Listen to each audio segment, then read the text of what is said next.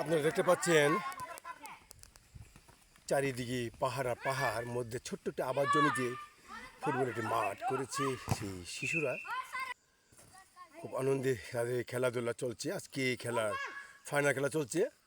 আপনারা দেখতে পাচ্ছেন এই শিশুরা আজকে তাদের ফাইনালের ট্রফি নেই, কিন্তু তাদের এই ফাইনালের যে উইন করবে সে পাবে 200 টাকা। আর যারা রানার্স হবে তারা কিন্তু কোনো তাদের প্রাইজ নেই।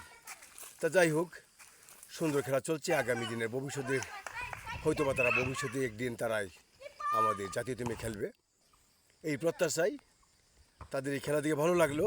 এই পাহাড়ি জঙ্গলের মধ্যে তারা যে খেলে চলেছে, আপনারা দোয়া করবেন, আশীর্বাদ করবেন যেন তারা আগামীতে ভালো ফুটবলার হয়ে দেশের জন্য ভালো খেলতে পারে।